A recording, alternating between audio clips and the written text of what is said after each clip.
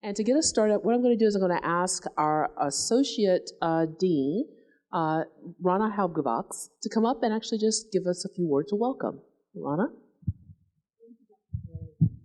Welcome to the Arlington campus, everyone. Those of you that are here with us in person and those that are live streaming with us. We're very excited to be able to host this Global Resilience event. My name is Dr. Rana Halbgevaks. I'm the Associate Dean, and I'm welcoming you on behalf of our Dean and CEO, Jamie Jones-Miller, who unfortunately is trying to get home from Florida and is sitting in the airport with a delayed flight. But thank you again for joining us, our esteemed panelists, and we're looking forward to the discussion tonight. Thank you, Rana. And for those of you who don't know me, I am Dr. Tracy Corley. I am the Director of CSSH programs, or College of Social Sciences and Humanities programs here at the Arlington campus, as well as I'm a professor of the practice in public policy and urban affairs.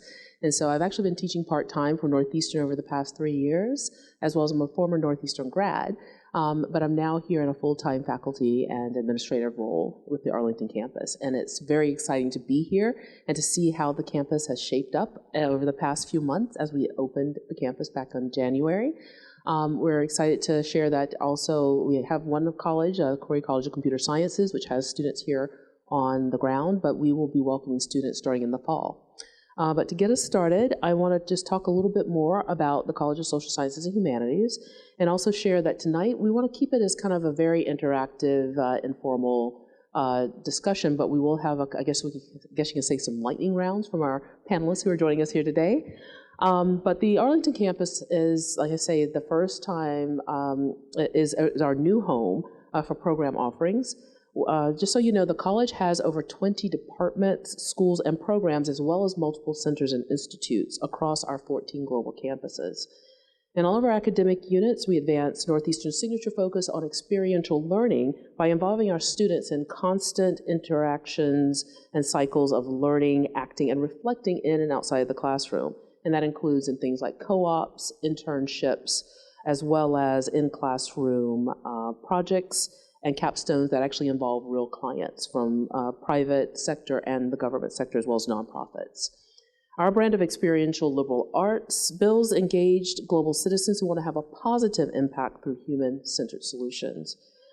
We bring this experiential liberal arts mission to the Metro DC region with the launch of 2 programs in the fall of 2023, our Master of Public Policy program, as well as Master of Science in Security and Resilience Studies. Tonight's conversation about climate resilience aligns with both of these graduate level programs. Climate resilience represents just one area of evidence-based problem solving where students, faculty, staff, and partners collaborate in our college. And so tonight we have a fantastic panel. I'm super excited to introduce them to you, all of whom can talk to us tonight about how we together can create real-world, hands-on learning experiences that equip workers in our region with the skills to help solve our world's greatest problems. And so first here to my right, we have Professor Maria Ivanova, who is the director of Northeastern School of Public Policy and Urban Affairs. And that's my alma mater, yay. And that's also where I teach currently. So Professor Ivanova focuses on international environmental institutions, environmental sustainability, and the science policy interface. She has published on global environmental governance, the United Nations Environmental Program, climate change and sustainable development goals, and other topics, and is author of The Untold Story of the World's Leading Environmental Institution, UNEP at 50. In June 2002, Professor Ivanova was named, Ivanova, am I getting it right? Thank you, okay. So like I say, if I mess up your name, y'all gonna have to just totally give me side eye. I'm totally okay with that.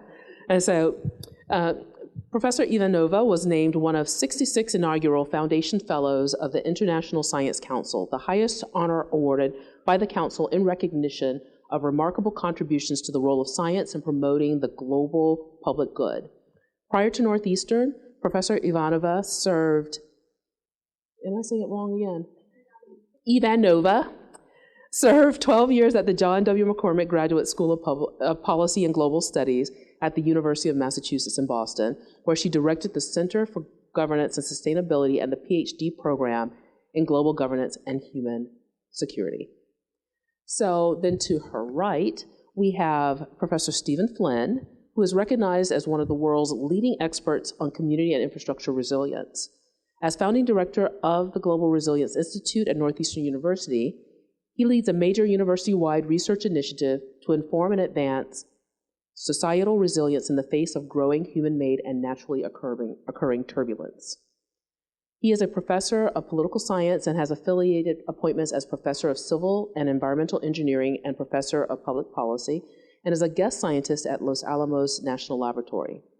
In 2002, Dr. Flynn was appointed by the National Academies of Sciences, Engineering, and Medicine to serve as chair of a congressional mandated committee to assess the strategies for managing the risk of nuclear terrorism. Josh, I'm going to totally botch your name. Sauce we lack. Sauce, lack of sauce. Sauce lack. See? Okay. So it's part of the process, y'all. So, okay.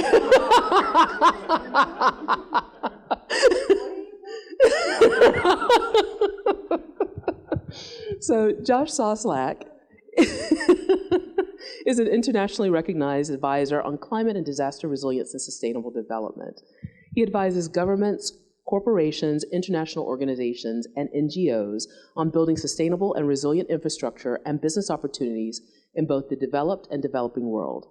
His expertise includes decarbonizing the built environment, assessing and pricing climate and disaster risk, and disaster risk reduction for communities and the private sector. He holds concurrent appointments as a Distinguished Senior Fellow of the Global Resilience Institute at Northeastern University, a professional affiliate of the Center for Urban and Environmental Studies at Florida Atlantic University, executive advisor to the Metropolitan Coastal Transformation Hub at Rutgers University, and a senior advisor to the Honolulu-based Hawaii Green Growth Local 2030 Hub. He also serves as a review editor of the 5th National Climate Assessment. And so I am the fourth and least impressive of the people up here today, but my expertise include community-engaged research, environmental justice, social infrastructure, sustainability, economic development, transit-oriented development, urban informality, and urban policy. So prior to joining Northeastern, I was a German academic exchange service research fellow, led in community-engaged research as the Director of Research and Partnerships at Conservation Law Foundation, spearheaded Mass Inc.'s Transformative Transit-Oriented Development Initiative for Massachusetts Gateway Cities. I co-produced a series with GBH Boston on transformative transit-oriented development and have been a business leader, entrepreneur, architectural designer, and researcher. Currently, in addition to this role, I serve on the Scientific Advisory Board for the County Health Rankings and Roadmap Program at the University of Wisconsin's Population Health Institute, and I'm a Biden administration appointee to the Social and Community Science Subcommittee of the EPA's, or Environmental Protection Agency's, Board of Scientific Counselors. We did have a fifth person who was going to be joining us up here tonight, but unfortunately she couldn't make it. She unfortunately fell ill, but she is the Executive Director of the Thomas Lovejoy Amazon Biodiversity Center, as well as is an advisory committee member for our policy school. I know that, so her name is Michelle Wyman, and so I want to wish her a very speedy recovery, and I hope that we can actually invite her here to join us for a future event. So together, we will lead a conversation about the green skills required to prepare our local communities for building climate resilience and how experiential learning can help. So to get us started, as I mentioned, we're going to be doing some lightning rounds of where each of us are going to kind of share our perspective on this topic and what we hope is going to be 5 minutes or less. And I'm going to just take the liberty to go first. So you going to time us? Yeah? Well, I've got to talk, so how about you time me and then I'll time y'all? All right, sounds good. All right, so first off, my perspective is that climate resilience starts with community resilience. So my interest in this topic comes from my early introduction to environmental and social justice on our family farm in what I call the urban fringes of Columbia, South Carolina. Climate adaptation lay at the core of how we learned how to thrive in a part of the world that pushed my African and Native American Indian forebears to the margins of mainstream society. This was also while kind of watching how the community mindlessly extracted resources from the land and the people who live there. And just for an example, in the years from my birth until I graduated from high school, I watched the population boom from just a few thousand people to more than 60,000. During that time, the air quality was so poor that we actually had to wash coal dust off of our house every year from the nearby coal-burning power plant that was used as a backup system to the hydroelectric system. And also, we watched the water table drop so low that running a farm sustainably was just no longer possible. So if you fast forward a little bit, I entered into my graduate education at Northeastern with a bachelor's degree in architecture, 20 years of teaching and professional skills, and a lifetime of experience with asthma and chronic bronchitis. Northeastern faculty and staff encouraged me to explore learning opportunities that transform these experiences into rigorous academic research and analysis that could help me understand how my 20 years of policy advocacy in two very different cities, namely Greenville, South Carolina, and Seattle, Washington, resulted in very similar outcomes. Rapid growth and development that accelerated inequality, segregation, and unaffordability, especially for low-income and minoritized people. At Northeastern, I designed my doctoral research on urban informality based on what I learned in the classroom, but statistical analyses and the current literature couldn't fully capture the country's challenges, especially in their efforts to decarbonize the economy and society. I'm sorry, I didn't mention the country was actually Germany. So traditional classroom learning also failed to explain how the Germany's craft sector deregulations affected the criminalization of informal labor and other activities in the sector. Understanding German informality required reconciling the gaps between what appeared in the official literature and what the workers, business owners, policymakers, and politicians experienced every day. In other words, I actually had to go out and talk to people. So real-world experiences with people on the ground helped me describe how craft leaders changed federal education so to help workers in construction, manufacturing, and other blue-collar jobs keep pace with emerging climate-responsive technologies. Sector leaders also walked me through how they introduced continuing education programs, plus advanced research and doctoral programs to prepare workers for participation in evidence-based governance and decision-making. I saw up close how sector leaders trained the trainers to ready a risk-adverse conservative workforce for the rapid deployment of new technologies and to stabilize regional markets despite global market volatility and shocks.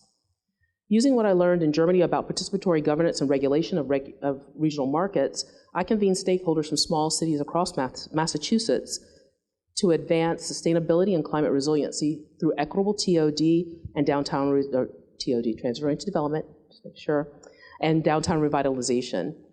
I used my skills to forge regional coalitions that secured $1.1 billion in investment in regional rail from Republican Governor Charlie Baker, aligned warring stakeholders, namely developers and affording housing advocates, to work together on equitable housing planning and policies, and convinced the state legislature to allocate hundreds of millions of dollars for compact dense development around rail stations and mobility hubs. Most recently, my community-engaged research and consulting equips under-resourced and vulnerable communities to bolster climate resilience using neighborhood-level data for policy advocacy, programming, and participatory planning and governance. I connect grassroots organizers and environmental justice advocates with atmospheric chemists, urban scientists, transportation planners, forestry experts, and environmental lawyers to co-create rigorous quantitative and qualitative research to investigate the negative effects of climate hazards, pollution, and neighborhood changes. As a professor of the practice, I bring these experiences to the classroom, my research, and my consulting to convene local, municipal, national, and global lifelong learners who want to make positive impacts at home and abroad. In the end, communities must have an ownership role. Let me say that again. Communities must have an ownership role in the means and methods required for security and resilience if we want our nations to be secure and resilient. So tonight we're going to start this conversation with climate resilience, and I'm going to pass it over to Maria to actually share her perspective. Thank you, Tracy, very, very much, and I hope you see how accomplished she is and how critical, important your perspective is. We're here tonight to share with you why Northeastern. What about Northeastern? And it's an adjective. Northeastern. Seriously, I'm new to Northeastern. I started in July. As you mentioned, I was at the University of Massachusetts, Boston, public research university for 12 years. People understand. University, Massachusetts, Boston. You say Northeastern, a lot of people say, yes, it's great. A lot of people say, what is that? And some people say, Northwestern. And so we're here tonight to bring Northeastern, the North and the East, to kind of the DC metro area. And we want this adjective to become a noun that people understand, that they relate to, and that they can say, oh, you have to go there because you're going to get the skills that are necessary to be employed and to thrive in not only this new economy, but in this new society. And this is why I moved from University of Massachusetts, Boston, to Northeastern, because I saw the innovation and indeed what we see tonight, the topic for tonight, the learning for impact. Because our son goes to Northeastern. Well, not anymore. He just graduated on Sunday. But thank you. But it is, usually the kids follow the parents. This was the other way around. I saw, wow, what are they teaching you in this place? I want to be there. And when a position opened up to be for the director of the School of Public Policy and Urban Affairs, I thought, let me see, I applied, and I'm here. So I'm here as someone committed to learning and committed to impact. I'm also here as someone who's committed to the environment, and I'm here to really attest today to how important the relationships and the links that you make throughout your life are. And I'm so delighted that alumni show up. And so my colleague John Wickham is here today because I just pinged him on LinkedIn and said, John, and we went to graduate school together many moons ago in Connecticut, and said, John, I'm here. And John is here to see what's happening. But then also I made a chance encounter on an airplane with someone who's now dean, and I also pinged Dwayne Johnson and said, come on, Dwayne, I'm in DC, and there you are today. So thank you so much. What's really, and why I'm saying this is because what's really important is ultimately what you said, Tracy. You have to go out and talk to people. You have to connect to people. And how you connect to people really matters. And I think that Northeastern is the university where you're not only learning the skills of what's important, but you're also learning the processes of the how. And you're creating the connections and these softer skills, but they're the most important skills of actually talking to people across disciplines, across aisles, across multiple divides. And when we talk about this gap in skills for climate resilience, I want to just share with you one thought tonight. If this campus is going to teach new skills, there are going to be many, but I think one area that we could start in this metro area is electrification. And if we think about what is necessary for electrification, and then why is electrification necessary? Everything is being electrified. Our transportation, so we think of e-mobility, we're electrifying our vehicles, our trucks. How does that happen? What kind of skills are necessary? We are electrifying the entire grid. We have to operate everything. So we need to change, we need to also do an audit here. It's like, you might, You might have too much electricity. There is green. There is green. I know, but therefore, do you need all those lights when you have that many windows? But we have to think of how are our systems functioning, our entire electrical grid of everything. And then also the efficiency and the effectiveness of it all, of the grid, but also of our cultures, of our relationships.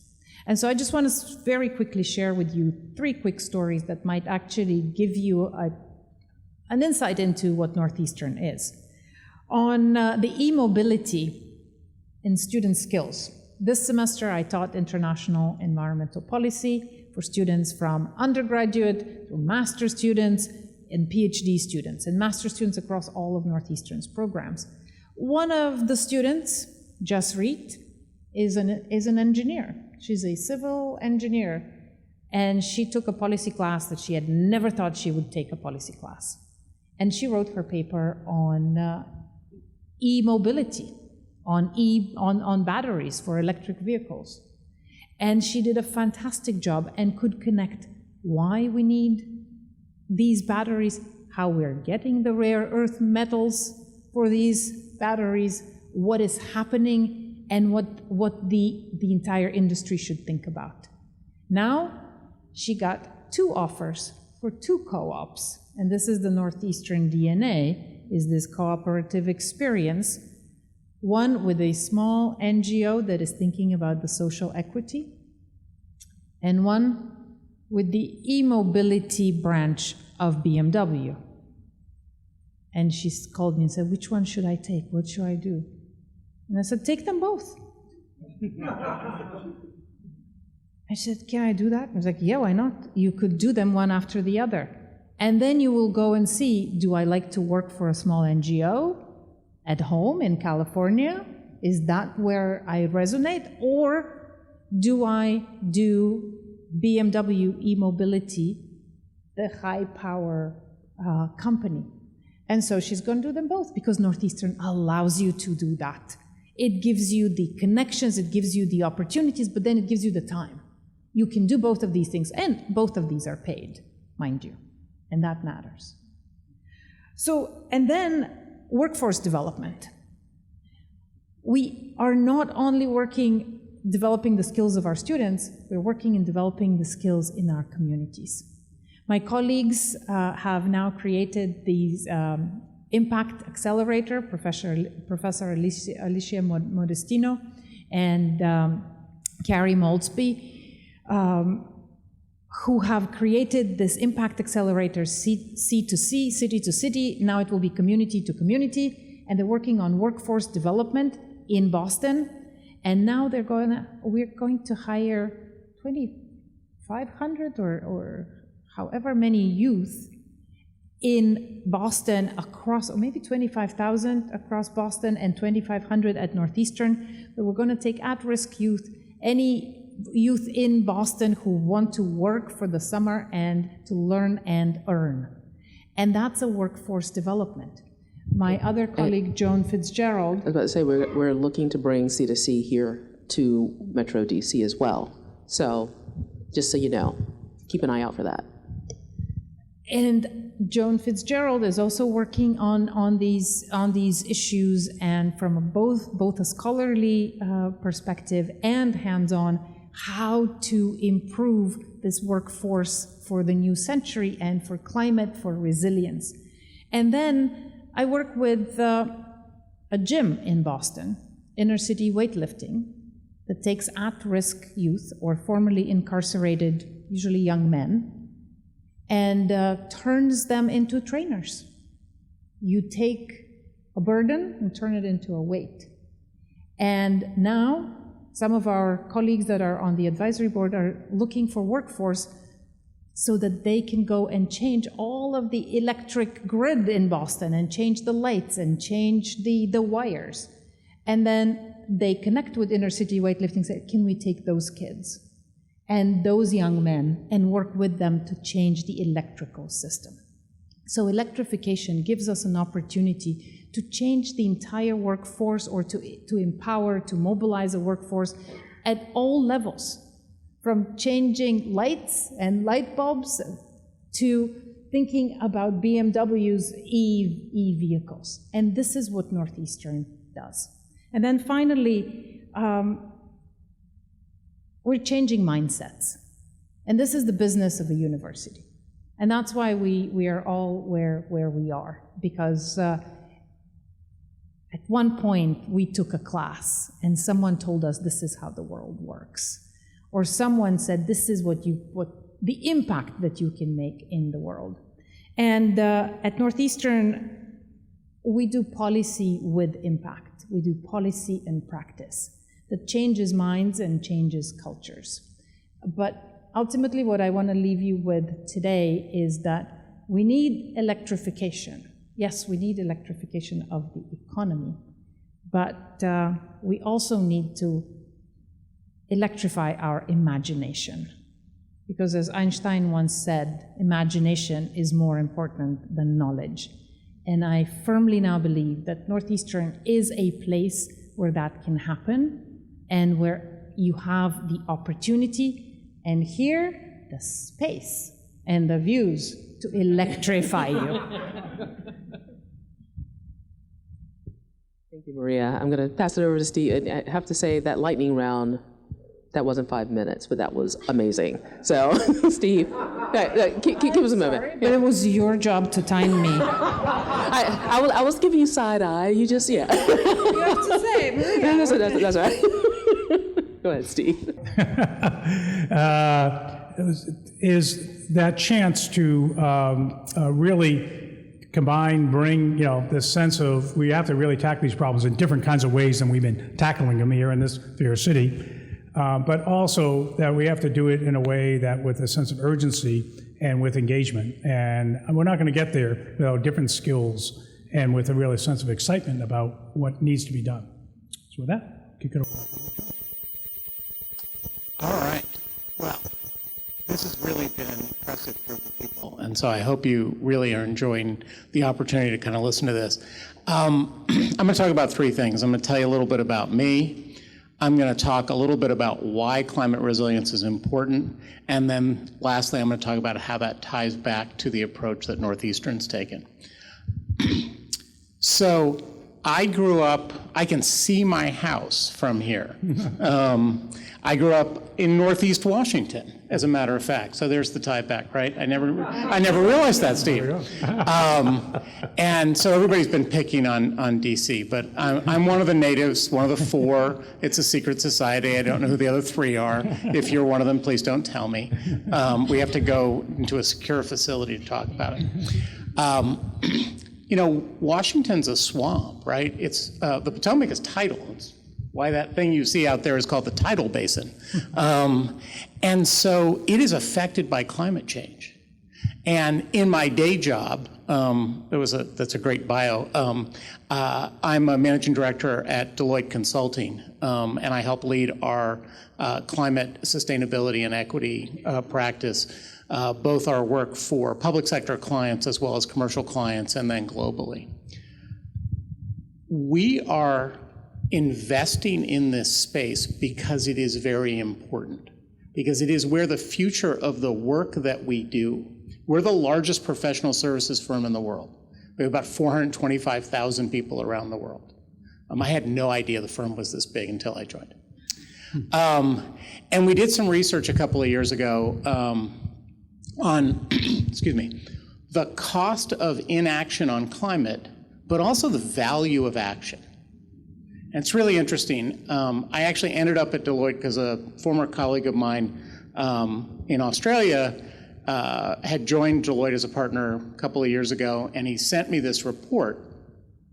And he said, hey, we've finally done the thing you and I have been talking about for years, which is go in and actually do the economic study and figure out exactly where the jobs are that are won, that are lost, that are impacted. And it's interesting because a lot of people have done these kind of big factored numbers around what happens if we don't address climate change. Our Access Economics folks in Australia built a model first for Australia and then for the rest of the world, and looked at what happened. So here's the really interesting stuff. If we do nothing, if we just let things keep going the way that they're going, by 2070, so 2050 plus some time to actually see what happens, right? The global economy loses $178 trillion. Okay, $178 trillion of wealth disappears. Now, the global economy, the annual GDP of the world is about $90 trillion. So nearly 2 times the annual GDP of the world is just lost. Here's the good news.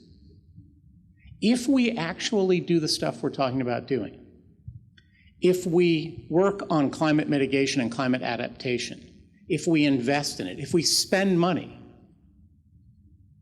the global economy increases by $43 trillion. So you tell me, it's a $200 trillion spread. Which side of it do you want to be on? I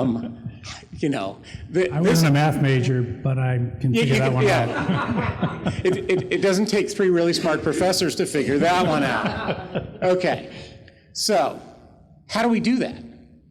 Well, we need people to do that, right? I remember maybe 30 years ago, if you ask someone what you should do, be an engineer. 20 years ago, tech. You should be a tech worker. 10 years ago, it was healthcare. Now it's actually climate. And here's the even better news about that. You can be any of those things and drive the climate economy. Because what we need in the climate economy are people who are engineers, who are policy analysts, who are scientists, who do data analytics, who do governance, innovation, healthcare. All of those things are important to the climate economy. But we have to start creating climate literate people who, they don't all have to be climate scientists. Look at, a lot of the work we do for the federal government at the firm is not climate science. The federal government has some of the best climate scientists in the world. And they have really good policy. I was on the Biden transition team. We wrote a lot of stuff. You might have seen a very large number of executive orders that came out very early in the administration. So policy is not the issue. Science isn't the issue. The issue is, how do you implement it?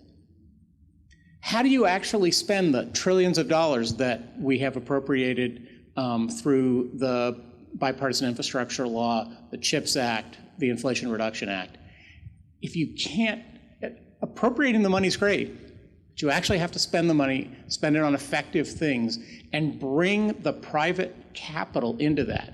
Because no matter how many, $1 trillion, $2 trillion in public money, it's not enough to drive that $43 trillion in gain. We have to bring private capital into it, and it will come. But we have to be able to do that. So why the tie back to Northeastern? A number of years ago, Steve invited me to come up to Boston and chat about this new center that he'd built, gave me the whole tour, and then I sat down with Steve and Joan, actually, Cheryl, and they said, here's the thing about Northeastern. We're not here to just do research that's going to get published and stuck on the shelf. We want people to go out and do things. We want them to try things. And my entire career has been about trying to do things.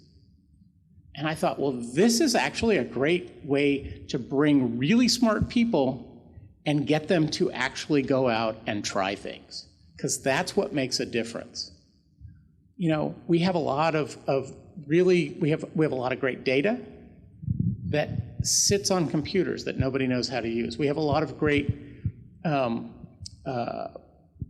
research and approaches to things that sit in papers that don't get implemented. And the ethos of this institution is get people to go out and do things.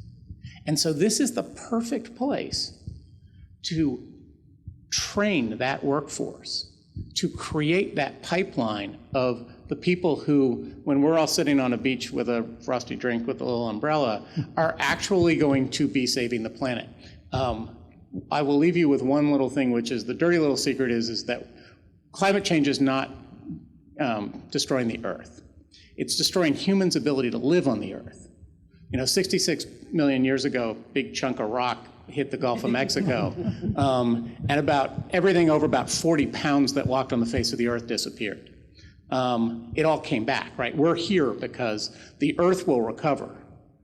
But we live in a little narrow band of what we can survive in, and our ability to adapt is critical to the continued survival of the human race. And that's the thing we have to protect. The Earth's going to be fine. Humans, on the other hand, need some help. That is so spot on. How many times have I said, yeah, the planet's going to be perfectly fine. It's whether or not you want to be here is the whole reason why we do this work. So, yeah, fantastic. And I want to say, number one, we did a horrible, horrible job. I did a horrible job of timekeeping, but also y'all did a horrible, horrible job of self-regulating because, we're all adults up here. Come on. But it was a fantastic conversation. So thank you so much. I want to say also, as I was listening, I was taking a few notes here. One of the things that I think we all kind of really hit on is talking about, first of all, systems. The need for thinking about things not just in my narrow band of expertise of staying in my lane, but how do we prepare ourselves and one another for interdisciplinary, multi-jurisdictional action on issues. It's no longer about, well, I've got my resources and I've got mine, so I'm going to be fine, so you figure out your thing. It's really all about being able to think systemically how these things tie together, how people tie together, which is a large reason why I do the community engaged research that I do. The work that I do focuses on action and equipping people who don't have an academic background, people who aren't actively in academia, actively in institutions, to be able to do rigorous research so that they can fight on their own behalf and use rigorous evidence to support that work. And so I would love to hear from all of you, kind of as we think about building more professionals who have this interdisciplinary, multi-jurisdictional skill set to tackle these issues. How do we start? We've invited folks here tonight to kind of talk about this to kind of get the conversation started. But how do we start? I think the systems thinking is critical, and I think that's the piece of it. I think you've hit on it, because so many times we have people who are very stovepiped experts on certain things, and what the breakthroughs happen when people actually work together. That's where you get innovation. And so I think if we actually celebrate that and we say to people, being interdisciplinary is not a weakness, it's a strength. And I think in the academic world, it has not always been that way, right? So there is a lot of, you need to be the expert on where this comma goes in the certain thing. As a generalist, doing a dissertation and also doing case briefs, the most painful thing in my entire life. I just recently broke my wrist, and I would rather do that again than to go back to a PhD again. The most painful thing, because I'm a generalist. That's what I do. And we've got to celebrate that, because that's going to make all this work. In consulting, we hire a lot of people right out of school. We hire a lot of people who are experienced hires. There are certain people in the firm who are really, really experts at certain things. You're not going to be successful in a consulting career unless you've got some ability to be a little flexible and a little agile. Now, that may not be the right fit for you, and I know lots of folks who are, I want to do this, that's great, but in this space, there's going to be a lot of opportunity for people who can work across different disciplines. Did you want to hop in here and say something? It's transdisciplinarity now, and it's no longer frowned upon, the interdisciplinary setting. And as Steve was saying, Northeastern is that place. It's valued. And you mentioned that you met with Joan, and people told you right from the start, we are here.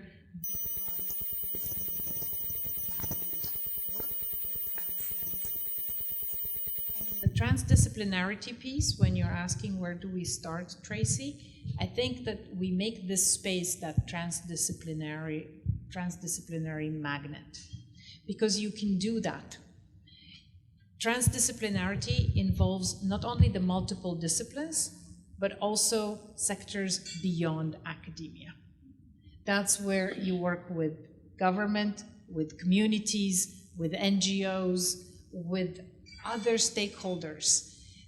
And there is no better place to do that and have the impact than in the DC area.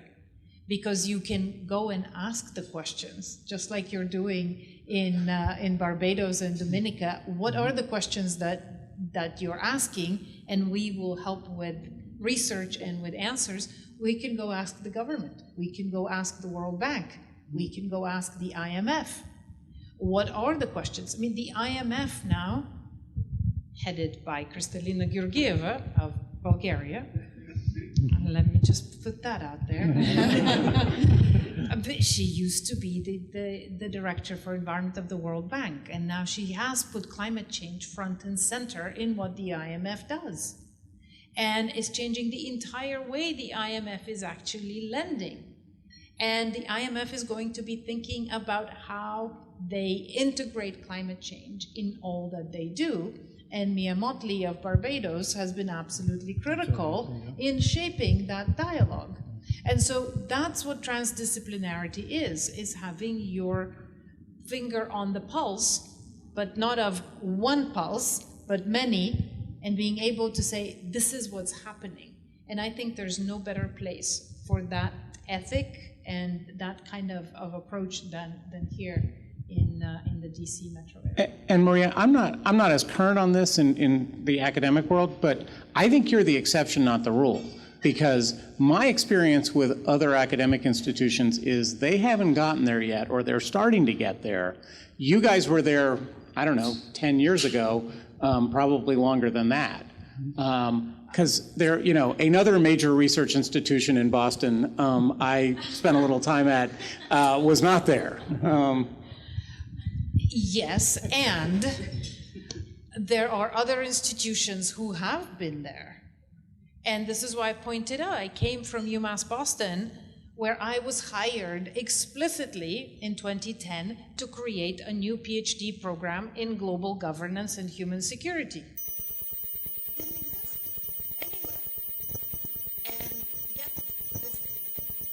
Transdisciplinary program. And we received a transdisciplinary grant from NSF, just down the road here, on coasts and communities to work with Ethiopia and coastal Massachusetts. Because when you can train people to solve problems in coastal Massachusetts and in landlocked Ethiopia and Rwanda, people can solve problems anywhere at any time. And that's what transdisciplinarity is about. But there are a few academic institutions, and honestly, it's changing. And if anyone can change the narrative, it is Northeastern. Yeah, I think that's certainly happened because you're increasingly seeing funding agencies saying you have to do this.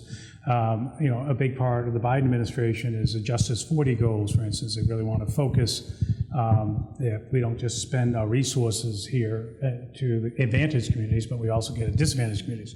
But it raises a real challenge in implementation because putting together grant proposals and fighting your way through bureaucracy is very complex. And most communities, especially distressed communities, don't have a lot of folks sitting around. If you haven't been growing as a community, you don't have a lot of planners sitting there, twiddling their thumbs. Those folks probably went away. And so part of it is how we bring capacity to that. And one of the things that we've taken on at Northeastern is working with communities, providing that capacity. Helping to think about climate adaptation. That's a tough thing to think about when you're a community that's under stress. So by partnering with, and we hope other universities and colleges will increasingly play this role as well, but bringing that capacity, help folks put the grants together, help them be successful in executing on those. That's a role that I think increasingly universities and colleges should make. I want to also reinforce the systems approach, and I focus on this whole issue of resilience, and 20 years ago, people would look at me like I had 3 heads when I talked about it. Now it's gone a little bit ubiquitous. But when I talk about what animates the need for us to become more resilient as a society, it's not because of necessarily the prevalence of risks like climate change or threats like terrorism. It's because we are hyper-connected. And that used to be a local shock or a disruption, now cascades in far more disruptive and destructive ways.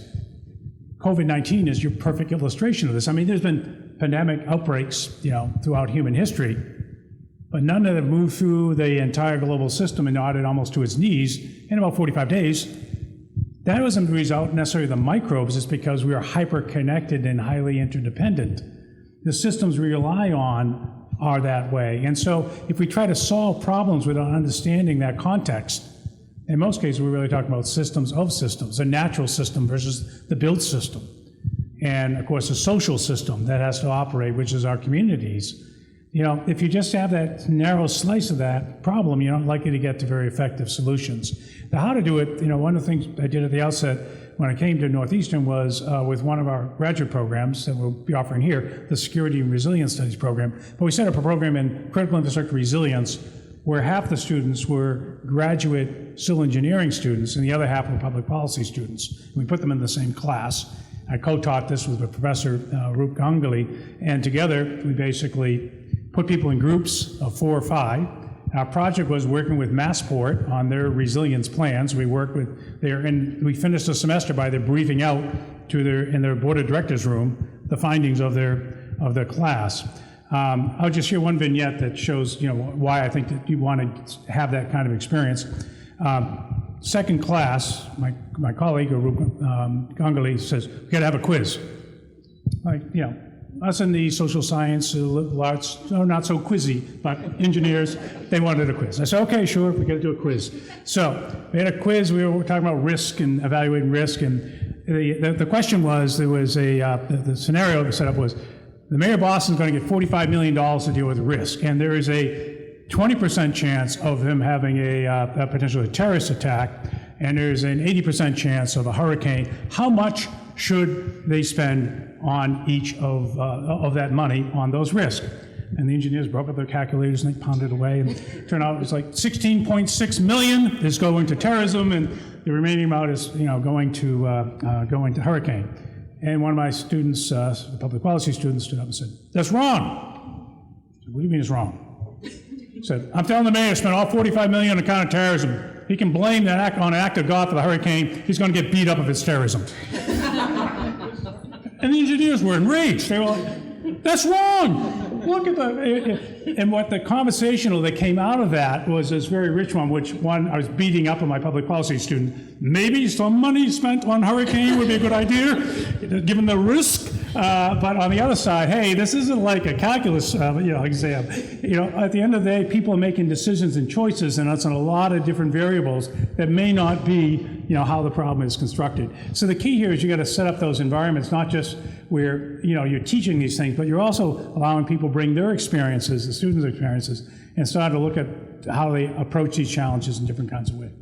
One of the reasons I've loved teaching the urban theory and science class over the past 3 years is because, of the, 18 or so students in the class, very rarely do I have more than 2 who are shared the same major.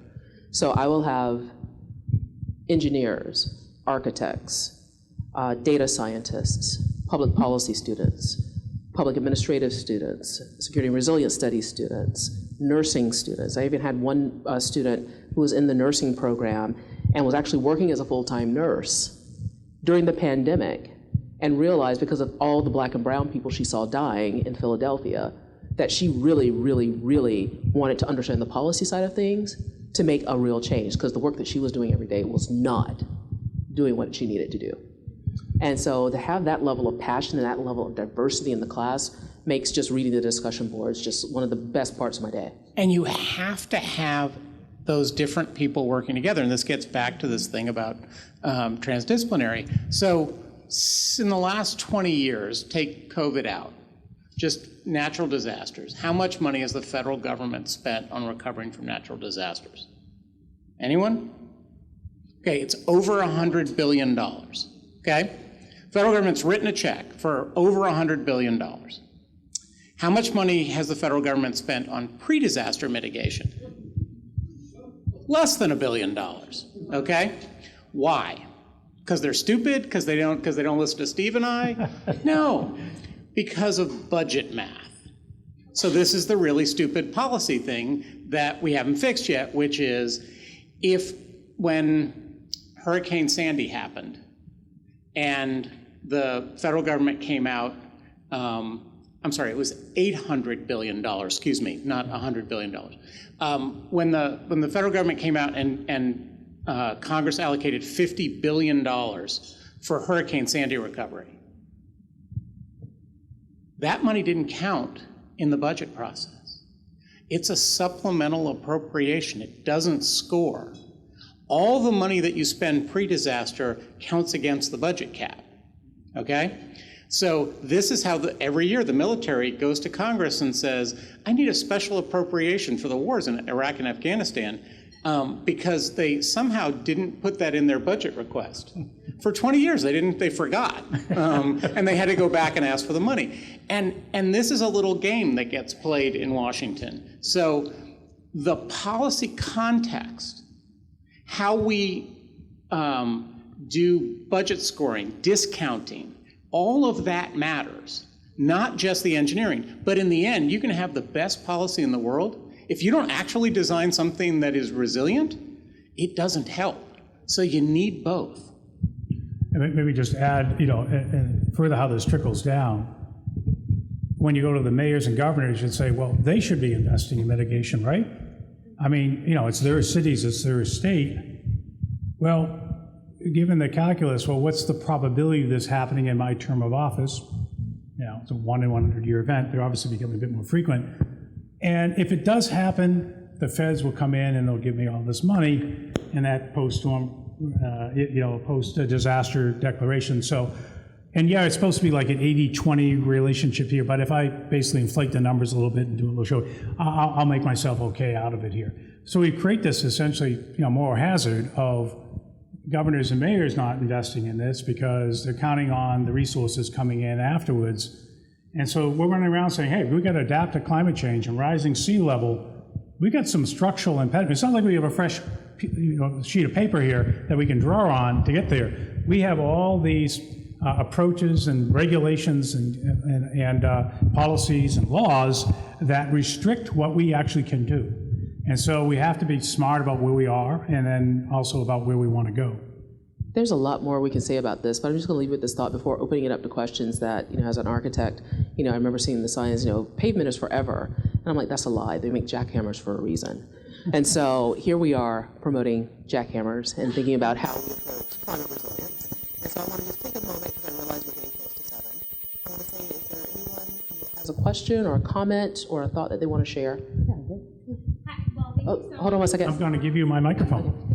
and projected so well, we couldn't. Yeah, and be sure to introduce yourself too. Okay, great. My name is Gloriella. Nice to meet you all. Thank you again. Speaking of the role of mayors and cities, I'm just curious, within that same vein, what do all of you feel like are some of the roles that cities and mayors can play in electrifying, especially buildings, right? So decarbonizing buildings and infrastructure. I'm just very curious what you feel like, what roles they can play there. So this is a really interesting question, and again, in the United States, we regulate utilities. So there are a very small number of cities that have municipal utilities. LA is one of them.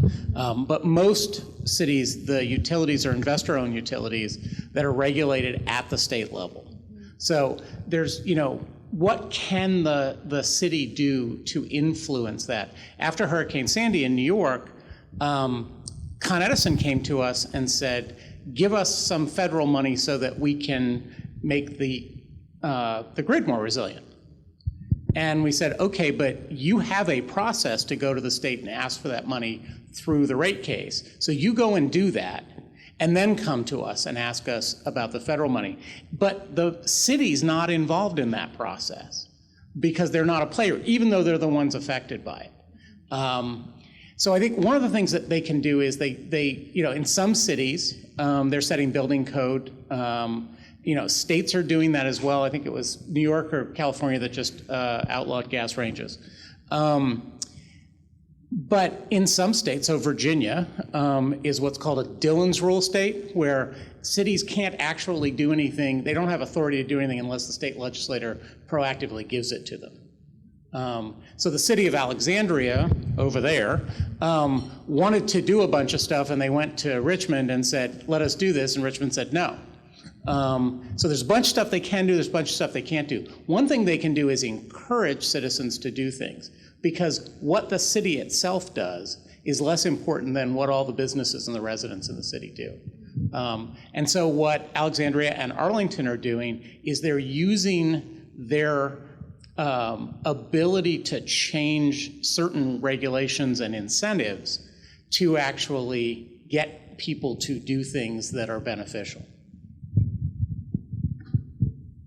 And I also want to just mention that cities and mayors have different levels of authority in different areas, but we shouldn't forget about also counties as well as other jurisdictions. I think we're very fortunate here in this region in that we have all of the different jurisdictions kind of at play in the DC metro region. We have counties, we have unincorporated areas, we have cities, we have towns, we have villages, we have a federal district. I mean, so we've got all of these different jurisdictions that have different ways that they can play together. And part of the process is kind of figuring out what can you do. So for example, my understanding is, and also correct me if I'm wrong in this, DC natives that are in the room right now, that for example, the neighborhood councils here in DC have a certain level of rulemaking authority that they can take on. Seattle neighborhood councils also used to have a lot of authority, that there was a master plan sitting at the city of Seattle that I, as an architect, you had to go in and follow that code, but then everything had to go through the neighborhood council in order to be anything to get done. And if the neighborhood said, hey, we don't like where the garbage trucks are going, you had to move where the garbage trucks went into your building. So I mean, you need just being very conscious of the different levels of authority and how that impacts what cities and towns can do and mayors can do. And also it also depends also on the city's structure. Because if you have a strong mayor versus a strong council government, it's a different policy that you would have to use in order to kind of get things done. And one of the things that we can do in the university realm that can be quite helpful in this is essentially building these case studies, or use studies of when it does work, or some of the challenges that don't work, and being able to share that. One of the challenges I found in working with communities around the country, if particularly innovative ones, if they're sort of pounding away at it, and really you're looking at it and say, this is really impressive, you guys are going to keep doing this, they look around but nobody else is doing it, and they start to doubt themselves a bit about, hey, if this was so smart, why isn't anybody else? And part of it is you need to really celebrate that innovation and then find ways to network, the ideas out. They're almost always going to have to be localized because of, lots of complexity. You mentioned county government. Well, we don't have that up in the Commonwealth of Massachusetts or the state of Connecticut. They're home rule states, so Connecticut has 156 many postage stamp-sized towns. All can go to the governor.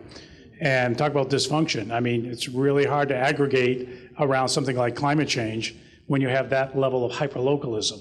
And so you have to be creative about how you knit together from nonprofits, community volunteer groups, and others, almost overcome some of those entrenched, more narrow bureaucratic interests or political interests. And again, universities, can play that role, or colleges can play a role, community colleges can play that role.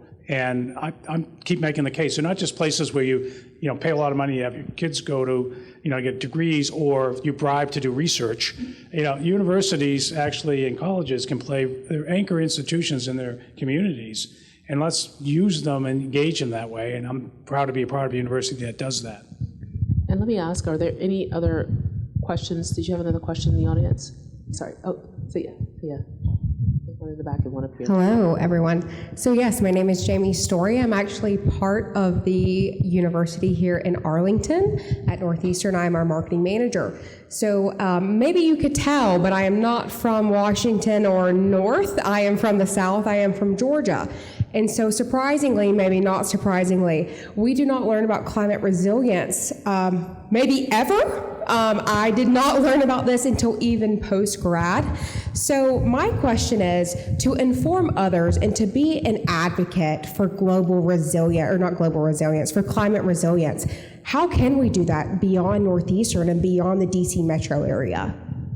Let me first say that I went to architecture school in South Carolina, and I remember being very, very interested in there were a group of us, they called us the Evil Six because they almost kicked us out for some of the things we did, but then they gave us funding and we won AIA awards and it was great. So everything kind of worked out in the end. But we wanted to start what we called an organic architecture because there was no kind of terminology for it. We just knew Yes Tomorrow, I think up in Vermont, was doing like this really like cool like climate resilient stuff, and we wanted to kind of replicate that in South Carolina. And I remember getting permission from the dean of our school and us moving forward with like planning this conference and bringing in these people from all around the country, and then the governing board of the university shutting us down. And so that has been a long history of kind of shutting down the conversation around climate resilience. And so a part of that was kind of like just slowly just kind of doing the work on the ground and using some of the national networks to kind of like move that forward. But I'm gonna pass that over. I just want to share that story with you. And engage the people who are impacted, right? So there's a lot of communities. So what do coastal Georgia and South Carolina have in common with the Netherlands, right? They're both called the Low Country. There's a reason for that. So if you go to Savannah, okay, so you go to Savannah and everybody understands that the climate is changing, and they understand what sea level rise and increased storm activity, both in frequency and in intensity, means, right? So that's not a question, they get it. Now they may call it something different, the folks in Columbia or, whoever may come up with a term of art. We had one in Virginia, persistent flooding. It's like, okay, but yes, we can call it that. What you have to do is engage those folks. Farmers are actually, folks who work in agriculture. They see it every day. And the nice thing about resilience is if you're talking about adaptation, you don't have to get into the argument as to why this is happening. You have to get to the point of we are not going to survive. The people, the communities, and the economy of this country will not survive unless we adapt to the impacts of climate change. And you can have a conversation around that in every state in the US.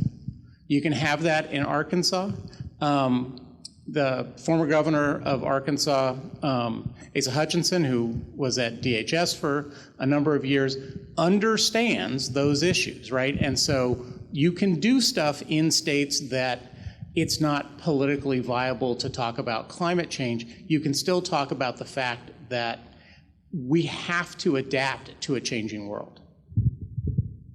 I just want to share one of my favorite examples I just discovered last year. I was doing an event in for the National Government Association on a related topic to what we're talking about here today, and they took us on a little tour. It was in Wilmington, North Carolina. We went over to see the USS North Carolina, right? The battleship, the most decorated battleship in the Second World War. It was so impressive. They had developed a whole exhibit about how they would have to adapt in order to protect the most powerful warship ever built from the environment. And they had exhibits along the way. So here, red-blooded as they get, Americans charging to go see the battleship. And they, along the way, built into the exhibit were, because their visitor center was wiped out in a hurricane 3 years before. They rebuilt it in a different way. They're actually converting half the parking lot into wetlands to absorb tidal surge and so on. And they made it part of the exhibit. And so there's ways in which, again, whether it's farmers or with nonprofits or others, where we can do this work. And that's where we're probably going to start to move the needle. If we do it all here in DC, it'll probably just end up in the polemic. So, communities of faith are another important partner in that. Yeah. Go ahead, Maria. I just wanted to say that it will be people like you, Jamie, who tell that story, because you are the marketing and communications expert here, and you obviously bring an understanding of not only the issues but also the people.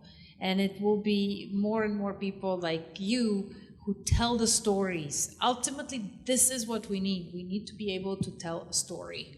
And then, like you're saying, Josh, it's about the issues that people care about.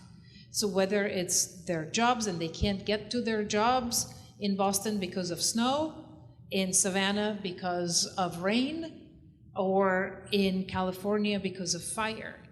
But when you connect to that story and say that this is because of these larger dynamics, of these systems moving, and here are the causes, the consequences, and the action that you can take, but say it in a way that people relate to their daily lives.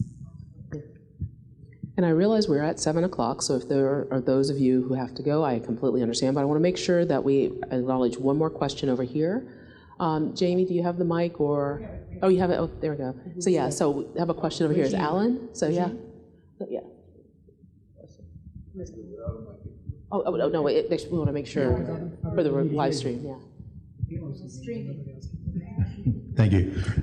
You talked about working across all 9 colleges, and I was wondering if included in that was the College of Law, because I see so many legal questions that come up in this. I mean, how do you integrate with the law school? Yeah, absolutely, and we have a number of the colleagues who are there, and many of our also law school faculty have co-appointments in other colleges as well. And I think that's one of the art forms. Our president actually did a brilliant thing when he first arrived at Northeastern, and that was in 2008, so he's been at this for a while.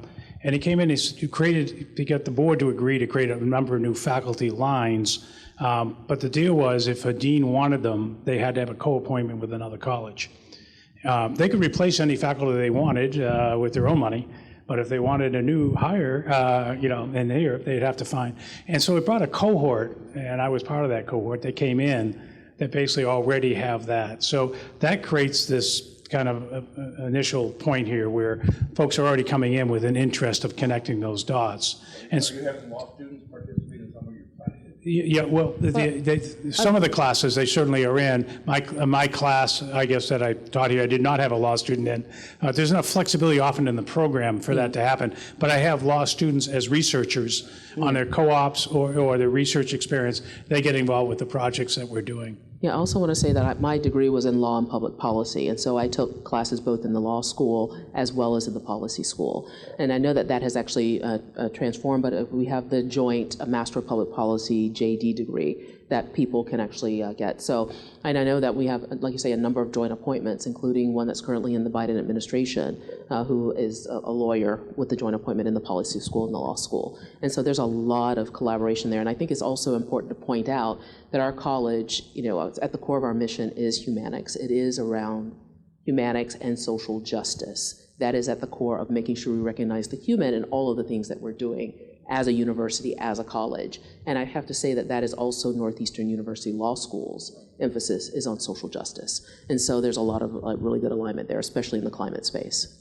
But on that point, I chaired, even though I just began, I chaired the new hire on environment, a cluster search on environment.